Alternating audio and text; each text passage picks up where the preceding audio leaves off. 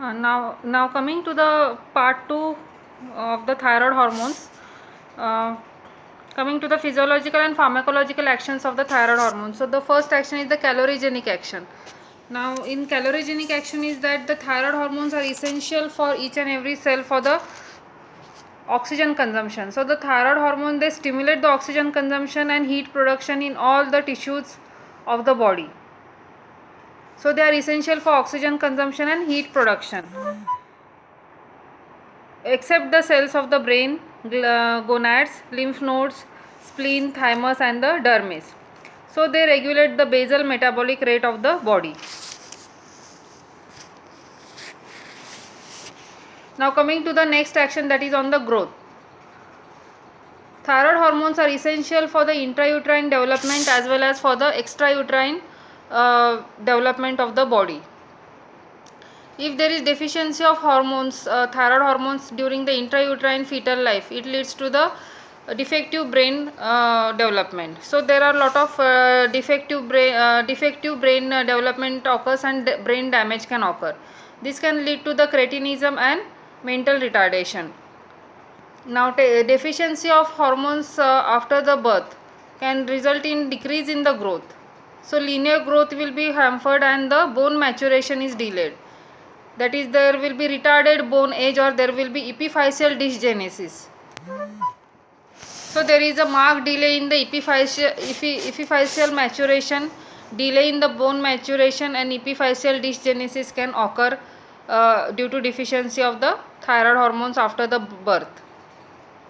Now coming to the metabolic actions of the thyroid hormones. In physiological doses, the thyroid hormones, they have a anabolic effect on the protein metabolism. So they have anabolic effect in physiological doses, and in toxic doses they have catabolic effect on the protein metabolism. So the thyroid hormones are essential for the growth and the protein synthesis in the body. Now coming to the glucose metabolism or carbohydrate metabolism, the thyroid hormones are essential for the absorption of glucose from the gut, and they increase the rate of absorption of glucose from the gut. They also increase the utilization of glucose into the cells of, so they also enhance the entry of glucose into the cell and increases the rate of intracellular utilization of glucose. Now coming to the action of thyroid hormones on the lipid metabolism, the thyroid hormone, they enhance the lipolytic action of catecholamines on the fat cells and on the adipose tissue. They do not have their lipolytic action on their own, but they enhance the lipolytic action of the catecholamines. They also enhance the cholesterol synthesis in the liver. Now coming to the action on the water and electrolyte metabolism. In hypothyroidism, there is a water and salt retention. So there is a retention of sodium and water in hypothyroidism. Now coming to the action on the cardiovascular system, thyroxine acts on the myocardium and enhances the action of the catecholamines on the myocardium. So it sensitizes the myocardium to the action of the catecholamines, and thus it will increase the rate of heart rate, it will increase the force of contraction, and it will increase the cardiac output, leading to the increase in the action of the catecholamines. This action can be blocked by the beta blockers. Now coming to the action of the central nervous system. Thyroid hormones are essential for the myelination of the central nervous system, myelination of the nerves, and any deficiency in the thyroid hormones leads to the defective myelination. So this will lead to the defects in the brain, and that will lead to irreversible brain damage, leading to cretinism and mental retardation, and that can also lead to the psychosis. Now in hyperthyroidism, you can see that there is increased irritability, restlessness, tremors and hyperkinesia. Now coming to the gastrointestinal tract, in hypothyroidism there is constipation, and in hyperthyroidism there is a diarrhea. Now coming to the reproductive tract, the gonadal function in males and females depend on the thyroid hormones. So the thyroid hormones are essential for the gonads to function normally. So in hypothyroidism, you can see that there is a infertility in both male and female. Now coming to the hemopoietic system. Anemia is seen in hypothyroidism and megaloblastic anemia is also seen. So this is not treated by the iron supplements, but this can be treated only after giving the thyroid hormones. Then coming to the action on the skin. In hypothyroidism, there is a deposition of complex mucopolysaccharide material in the connective tissue of the skin, and that leads to the roughness of the skin and the pallor of the skin. So this is seen in the hypothyroidism. Now coming to the, so these were all the pharmacological actions of the thyroid hormones. Now coming to the pharmacokinetics. Thyroid hormones are given by oral route. They are well absorbed by the oral route. The absorption is complete on empty stomach. Now coming to the distribution and the metabolism, the half-life of the T4 is around 6 to 7 days, while that of T3 is short, it is around 1 to 2 days. Coming to the metabolism, it gets metabolized in the liver and eliminated in the bile. Now coming to the adverse reactions of the thyroid hormones. Thyroid hormones adverse reaction are similar to the symptoms of the hyperthyroidism. That is, there can be severe diarrhea, weight loss, palpitations, tremors, then hypertension will be there, hyperkinesia will be there, irritability will be there, and anginal pain can be there. Then coming to the central nervous system, there can be severe agitation, restlessness, and even psychosis. Now coming to the preparations of the thyroid hormone. Thyroid hormones are available as levothyroxine tablet and parenteral injection of levothyroxine, that is the T4, and the leothyronine, that is T3, is available as oral tablets. Now coming to the therapeutic uses of the thyroid hormones. Therapeutic uses of the thyroid hormone, let us see.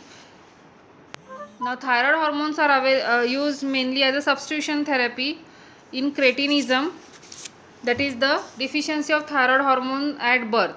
So whenever this is diagnosed, as early as possible you have to start the treatment within 4 weeks, as early as possible, and after treatment the growth can be normal and even the brain development can be normal. So the dose is at very low dose. You have to start with the thyroxine. 25 microgram thyroxine is given at birth, and it is increased by 25 microgram every 15 days. The entire dose is given once in a day. Once the treatment is started, the treatment is lifelong. The doses of the thyroid hormones should be adjusted so as to maintain the level of thyroid hormone, that is T4, between 9 to 12 microgram %. So at birth to 6 months, it is generally the dose is 25 to 50 microgram per day. Between 6 months to 12 months, it is 50 to 75 microgram per day. Between 1 year to 5 year, it is generally 75 to 100 microgram per day, and above 5 years it is 100 to 150 microgram per day. So in the infant, you have to monitor the thyroid treatment. You have to monitor the dose of the thyroid hormones by seeing the response. So this can be observed by noting the milestones, mental milestones in the child, and in the adult you can see in the elder children you can see the growth of the bones and the bone age also. Now coming to the adult hypothyroidism. How will you manage the adult hypothyroidism? Now in adults, you have to supplement, you have to give the thyroxine. In adults, you have to give the thyroxine, and that can lead to the physical development and also correct the mental abnormalities in the patient. The therapy should not be given in patients who are having heart disease. It is contraindicated in heart disease like angina and myocardial infarction, or if the patient is hypertensive. In a normal patient who is young, you have to start the therapy with 50 to 100 microgram per day of thyroxine. Daily dose is increased by 50 microgram every 3 months till the TSH becomes normal. So TSH is a guiding factor to monitor the treatment. Till the TSH becomes normal, you have to give the treatment to the patient. because TSH is raised in hypothyroidism, and you have to bring down the TSH level to the normal level. Then you have to continue with the maintenance dose. In most patients, the maintenance dose is 0.1 to 0.2 milligram per day. Total dose you have to give once in a day, and you have to calculate the maintenance dose depending on the level of the TSH, plasma TSH. The dose should be given less in elderly patients or in older patient, as well as in summer season, as well as in patients of the heart disease. Then in pregnancy, if there is hypothyroidism in pregnancy, you have to increase the dose. The treatment of hypothyroidism should be lifelong. The treatment is lifelong in most of the patients. Now coming to the second use of the thyroid hormone, that is non-toxic goiter, simple goiters. So in non-toxic simple goiter, generally TSH level is raised, and when thyroxine is given to the patient, generally 60% of the patients show response. The TSH levels come down to normal, and the size of the goiter also reduces. The dose is 100 to 200 microgram per day. Generally, the response is seen in patients who are having large diffuse goiter and in puberty goiters. Generally the treatment in simple goiters are needed are lifelong, while in pubertal goiters for 3 to 4 years you have to give the thyroxine to the patient. Then the next use is in thyroid carcinoma. Now surgery is the treatment of choice for the thyroid carcinoma.